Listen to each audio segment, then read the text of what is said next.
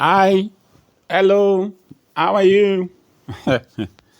Yeah, this is Victor again, and glad to welcome you back to a new episode of Life Conversations with Victor James.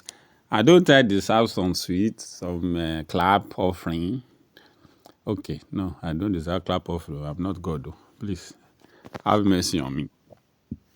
I don't deserve some applause. Back to back, 2 weeks. I said 50. Some people came to drag me. They said they will be here. When I don't deliver the 50, whether they will report me to police. But don't worry. I told you there is no resolution. It's just an. I just said it as notification. Let's see. All right, so here we go.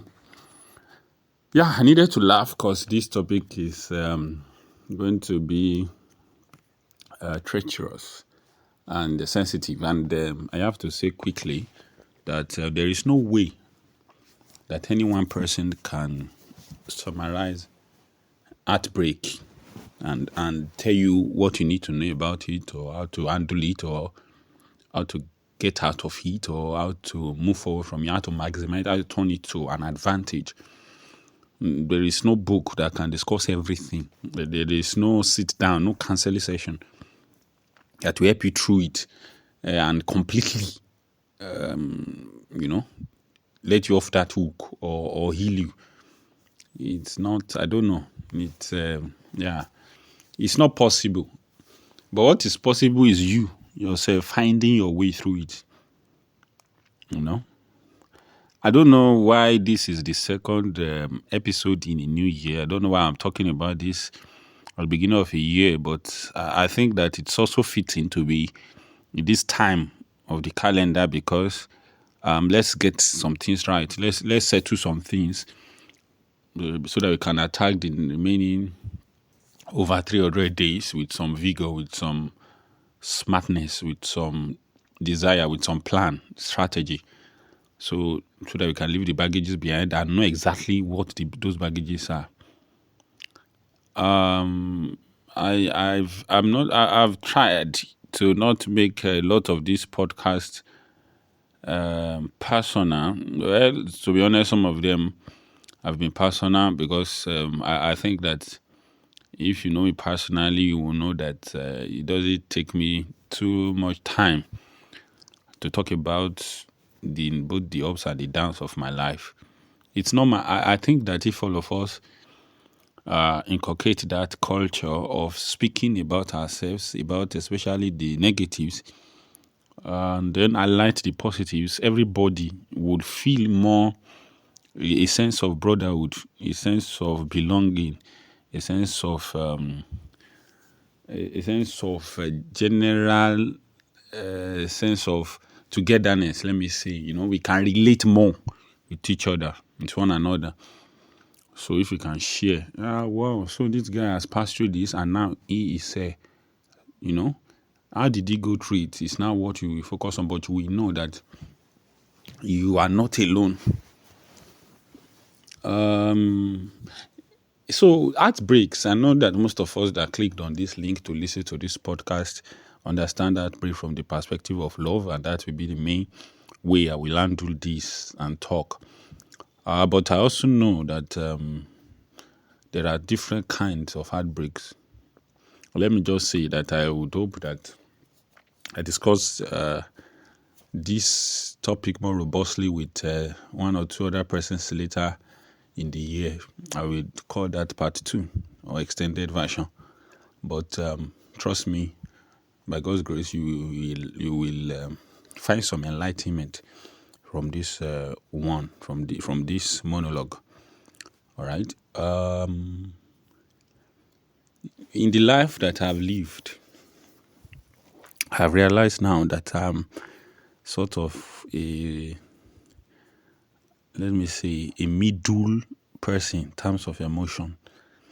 So when things happen negatively, I'm talking about now, the worst things that people cry about, you may see that I will just shrug it off and maybe just frown a bit, maybe be sad for a moment or 1 hour and then move forward.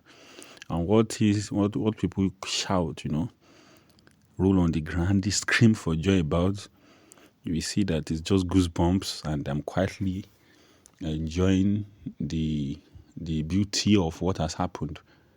I show my joy a lot, and I show my joy moderately, but I consciously, deliberately try to show it a lot, because my mind always registers that I show it too modestly, and I show pain and hurt modestly too. But this was not the case in a major heartbreak that I've experienced. In a previous episode, one of the first few episodes of this podcast, I talked about grieving and grief. I talked about the first. That was probably the first major heartbreak of my entire life, 2020, when I lost a best friend, and it was more of a lump sadness, sorrow. And that day of her death, when I heard it, I still went ahead to teach a class, a chemistry class. I was teaching then, just sit in class, teach. But I took a picture that day as a sort of a memory. Is it memorabilia they call it now? My eyes were red. Now I taught that class with red eyes, and then the next day I cried. I just woke up in the middle of the night. I was crying. The next 2 weeks, I would just cry intermittently, just out of nowhere. But that was that. And in some way, the outbreak of death, because of the such a permanence of it, death is final. So because it is final and permanent, in some deep ways, it may be easier to manage than the outbreak that comes with love or failed attempt at love. So you let it go, because this person is gone. You make your peace with it, and you let it go. You make your peace with it, and you let it go. That what can you do? The person is gone. You pray for them. There's a lot of other spiritual and psychological solutions that you can find for yourselves, that you can negotiate through, so that you can manage it better. But for somebody who was a part of your life, and somebody who you knew and you wrote it down that this is the person you love most in this world. I mean, this person, you know that you love them more than your own mother. It's not you are convincing yourself, it is in your bones. You can feel it, that the passion you have for this person, the love, is enough to make you cry. And then they live their life they took a separate step off your path, and then you take a separate path through life. And they are still alive. The pain of that may last longer, than the pain of somebody who actually lost their life and died. And there have been psychological papers, scientific papers written as regards this comparison. Of course, I know that in real sense, practically, empirically, we know that death is death. There is nothing. Death is in its own level, and heartbreak and love in their own level. Because again, like many of us who have suffered heartbreaks in the past, like we know now, you can say, thank God for it, because it led you to a better place, And that's the consolation that should help us to heal better. But for sometimes final as death of a loved one, there's no way. There's no way you want to reconcile it within your mind to say, what was the hope? Except, of course, that Bible verse, fully in this world we have hope. For men, most miserable, and we know that there's a better country. So you can look forward to that eternity ever, and hope that the person makes it there and that you are able to join them for eternity. Enough about that. Let's focus on heartbreaks and love.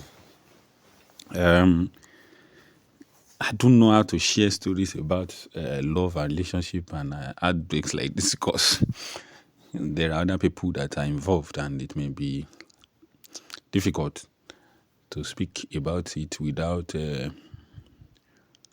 putting out some sort of ruffling some feathers and maybe making some people begin to judge or take sides, which I don't want, which is not the point of sharing the story. And I have to say that clearly.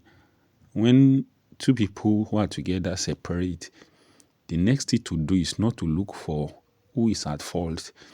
Look, the default thing to do, what your mind will tell you automatically is who is to blame, but you have the right. If you want to heal and move forward quickly, efficiently and cleanly, you have the obligation to say, I am not going to turn this into a blame game. And you, who is a friend, a mutual friend to two people who have separated, you should also not begin to fan the flames of enmity and blame. I hope you understand what I'm saying. It doesn't help anybody in the long run. Just cater for yourself as the person whose heart was broken or broke somebody's heart. Cater for yourself, and then you, who is a friend to the two people, cater for each person without bedeviling the other party. I cannot overemphasize the importance of this because whatever happens in the first week, whatever happens in the first few months, it can turn to a lifetime. It can have lifetime repercussions. Things that happen just immediately after heartbreaks, the way the story begins to be spun around, the way the narration is now tilted, the way the individuals are painted, it can have repercussions and consequences that will last decades after. So just cater for the broken heart and try to see how to heal, how to come to terms with it, which I will explain in a bit. But do not turn the other party to devil, because if two people come together and they take on a journey for a while, there must be some level of goodness in each of them, and there must be some level of compatibility in each of them. Yes, the compatibility may not be strong enough or complete enough to lead them to the destination of love or marriage, as it were, but it was enough to last them for, let's say, 5-6 months or 2 years. You have to now respect their sensibilities and respect their choice, their wisdom in choosing that person in the first place and staying together that long. Yes, I know that now that the journey, the entirety has been aborted, it will seem as if you want to say, oh, it was a mistake. But I don't know the way we live our lives. I don't know. I don't know how we live our life, but I cannot say that any heartbreak, anybody that I've been with, that it was a mistake. I'm sorry from the sincere part of my heart, from the most honest part of my soul. I can't say that it will be a lie. It wasn't a mistake to have spoken to them, to have started the journey together. I don't know how we come to each of us, we live our lives differently. And maybe for some persons, it's actually a mistake. But I would like to think that before I step out of my own comfort zone to express love to somebody and they take the pay intentionality to accept my love, we actually considered whether it would work out and we're sure that it would. So it cannot, because of the privilege of retrospect, because time has passed, because the matter has now concluded, you are now looking at it from outside the scenario, and then you are saying, oh, it was a mistake. No, it wasn't. At that moment when the decision was made, it was not a mistake. What can be a mistake, which is a mistake I have made, is during the journey. Yeah, that could be a mistake. You can make mistake during the journey, but in the choice of that person, you decided it, and if you have even a single loving memory of them, it can't for something. That's the second thing I need to clarify. People like to say that once two people are broken up and they've gone the separate way, people will say, I just wasted my time. Especially people that are probably in their 30s. Why did I waste my time with this person? You did not waste your time. Look back in the 4 months, in the 2 years you spent together, were you not, didn't you gain any benefit? Did you, when I say benefit, I'm not talking monetary or substance. It's not a transaction. I'm talking about, were you not happy? Were you not filled with joy? Did you not feel the love? Did you not use the opportunity to improve personal development, self-improvement? Did you not get close to God, for example, because of them? Did you not gain? Did your family not feel at peace because you are with that person? Did you not focus on other parts of your career because you were sure that that is what you want to do with your life? Did you not avoid some temptations just because you were with them? Did they not protect you in some form of security? I'm talking about both for the ladies and the men. But to now come out when the entire matter did not get to where you want, when it now headed on a sour note, to now say, you wasted my time. No. There is a mentality around loss. There's a mentality around pain. There's a mentality around heartbreak that I believe that we need to have to help us. Because, your life is not ending at that age of 32 or 27 or 21. That heartbreak was meted out, that you suffered that heartbreak. You will live till 87, till 92.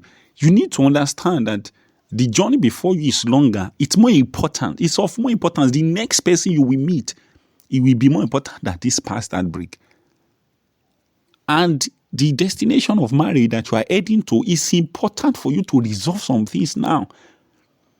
And not have just this kind of red, dangerous, poisonous, bitter, sad, angry perspective of whatever journey you have had with some persons in the past. And I'm not saying this in a way to underestimate the pain of heartbreak. It was because of heartbreak, a love that failed, that for the first time in my life, I understood what was called depression. It was because of heartbreak, a love that did not work out, that I understood, that I felt, experienced for the first time what they call anxiety.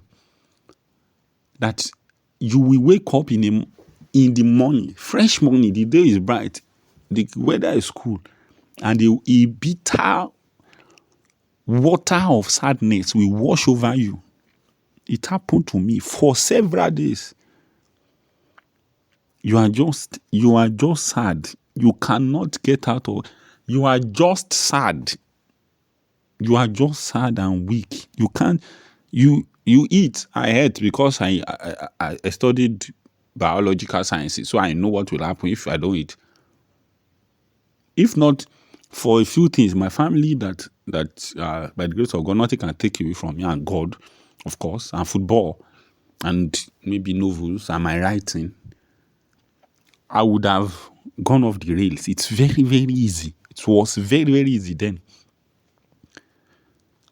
to feel that guilt so strongly in your soul that you feel like you are not deserving of any good thing in life again, whether in the presence of God. You don't even feel that God should do anything good for you. You don't feel that men should do anything good because of the deep-seated bitterness and sadness and guilt that gets stuck in your soul for a long period of time. It was because of heartbreak that I felt that, and it was because of heartbreak that I've been reading anxiety for several years. I never related. I've written it as answers to question in exam. I didn't understand what it meant until a matter of a love that did not work out, and then you see the person's name just randomly just randomly see the person's name, and my palms will begin to sweat. My heart, I would feel it in my heart as if oh Lord, fear, as if something wants to happen. You would be panicking as if, you know what happens immediately. you lose your phone the first few seconds when you stand up from a place you can't find your phone. You know that few seconds, how you feel, that as if electrifying shock. That is what I felt every time I came in contact with that person's name. Just the name. Just the name. For days. What do you in this world of social media, what do you want to do?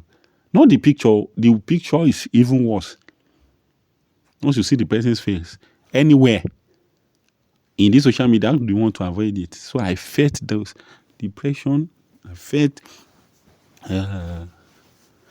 heartbreak. These are different instances anyway. I know that that's a hot gist now for some persons. But yeah. So believe me when I tell you that I understand. To have deeply planned your life. I've said it again. I don't know about others, but I never enter a relationship where I didn't see it going for the rest of my life. I never entered a relationship where I didn't think that we spend the rest of our life together and die together. I never. So to have thought about that and entered it and then now begin to understand and accept the reality that, oh, this person will not be part of your life. It's very, very, very heartbreaking. And that is what the heartbreak entails. Now, I'm grateful that I'm saying all these things from the perspective of somebody who has let it go, you know. Come on now. Who would see the people involved and if they would, hug and shake hands, laugh together if they would. Anyway, you know, there is no single trace of bitterness against anybody. Of course, you would hope that things are better for them too, because it helps. Nobody wants to be the stumbling block in another person's life. Not me, certainly. Not the way I was brought up or my strong moral standard. I can't. So you would hope that they are happier without you than with you. That's my prayer. That whatever happiness they attained while they were with me, I hope they enjoy a greater level of it, a deeper level of it, so that both of us can say, oh, thank God for that experience, but it helped us to be better. And that is what Heartbreak does. It helped my life a lot. My sympathy, my empathy, my sense of kindness were honed and sharpened because of the suffering of heartbreak. I became a better person. Of course, I don't want to go this route so that it won't seem as if it's just vain encouragement, because somebody is going through pain and may not really accept it. But people are listening to this and have gone through this. They will know that there is one of the biggest advantages of heartbreak is the way it helps you to appreciate people better, and it makes you better.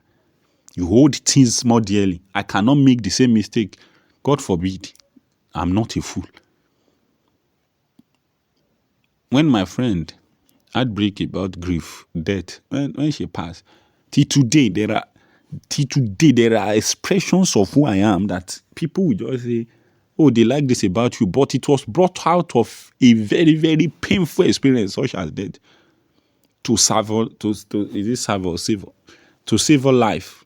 I got it there. To enjoy moment, to be able to live and be contented with small, knowing fully that a great thing is coming, and to be happy and appreciative of the life you have been given and the time you have to make impact and want your life to be worthy of something. I got those from death and the heartbreak that came with it. To care, to know how to deeply care, to know how to let things go, to know how to verbally appreciate people. I got those from heartbreak of love. To know how to hold on to people, to know how to let people know that you love them. To know how to be quiet when you should. To know how to flee from temptation. To know how to spend moments, no matter how little, with people you love. To know how to hold people with a lot of care. I got that from the heartbreak of love. But I know that saying this now may not be the panacea or the remedy that you are looking for if you are still bitter and hurt. Understand? And I need to say some few things. One, time won't necessarily heal heartbreak. It's not just the time. It's not time, because we say time heals. Yes, that's correct, but not entirely so. It's not just the passage of time that heals us.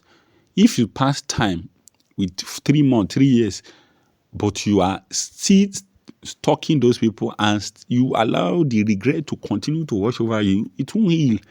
It is processing, accepting. Those are the things that heals. You process it. You know your responsibility in this. It was my fault. I should not have done that. I should not have done that. It was my fault. And then what do? You try to remedy. It's not enough to just say it's my fault. You try to remedy. It's not you apologize.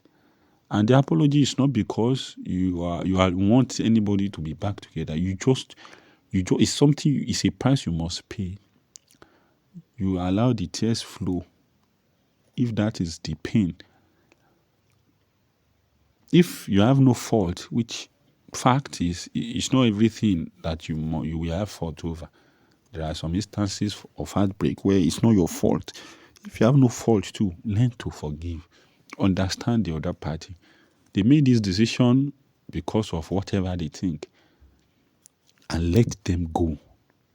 In both instances, whether it's your fault, it's not your fault, accept your part, the part you played, and let it go. That is processing. But the act of letting go should be done repeatedly over months. That is why we say time heals. Because after a while, it should have been, it should have become a part of you that you are not struggling against. Of course, at the beginning, you want to deny your responsibility, and then you are angry. And those are the 5 stages of grief, by the way. You deny your part in it. You are clean for your mind. You are innocent of everything. And in fact, I have to say, even when you think that it's not your fault, even if there is a 2% or 2 unit of fault, even 0.2% of fault that lies at your door, I would hope that you have enough self-awareness and truthfulness to accept that it will help in your moving forward, and to say, I should not have done it. But you are just saying it to realize, not to wallow. You are saying it to realize and notify and mark it, acknowledge it, so that your moving forward will be easier. Right? Then there is blame. This has been the most difficult thing to manage in relationship heartbreaks, because I've addressed it in the preface. You will need to not continue to blame the other person.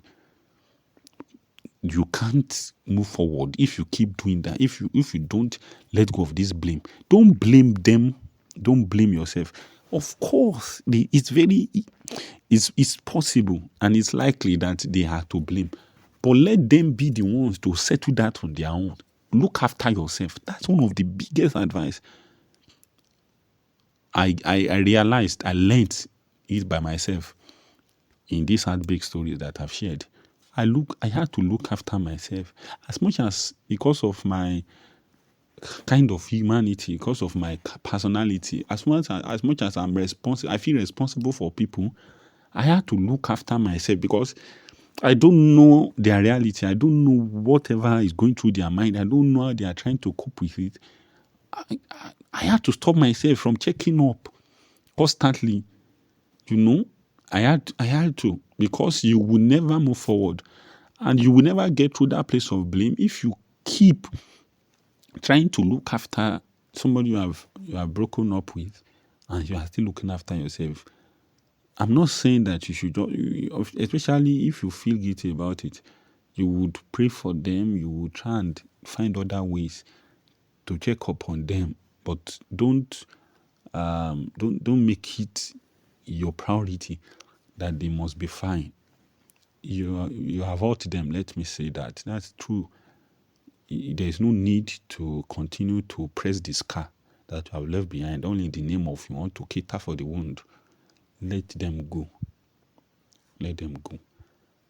Let them go.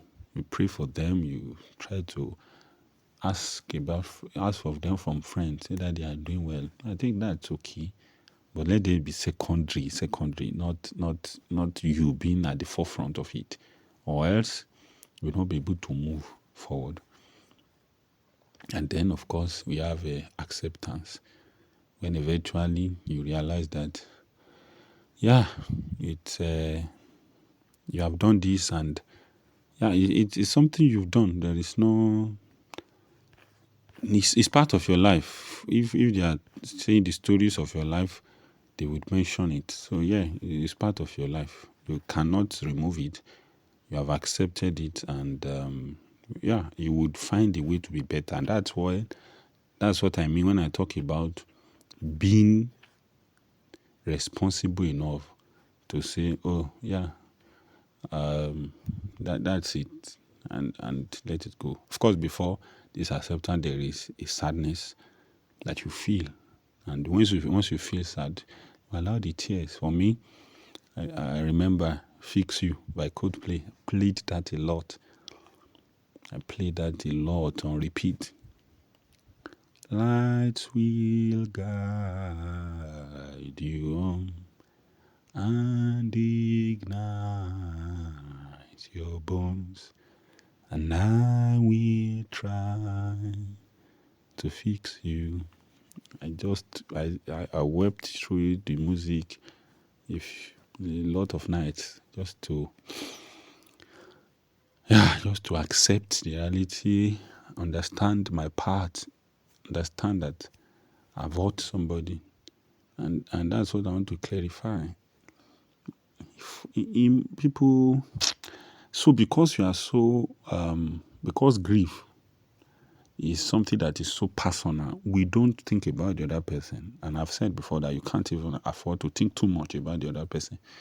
But there are some facts you should know that help us to accept. One of them is that the hurt is in both ways, regardless of who kicked, who started it, or who completed it, or for whose fault the heartbreak happened. For both people would suffer, they would hurt. Except if it's a demon or some sort of psychopath. This is not the podcast for those people. I don't know how you got this link. I'm saying that, and you are of questionable character too. If you were with somebody that was a psychopath, that they don't feel hurt, it's not possible. Let me not waste my time on improbables. So please, you accept it, and the memories, very important. Maybe I should have said this earlier so that some people not have tuned off before. I'll keep repeating it. Hopefully, I come back to this subject later. You cannot romanticize the past. It is very common.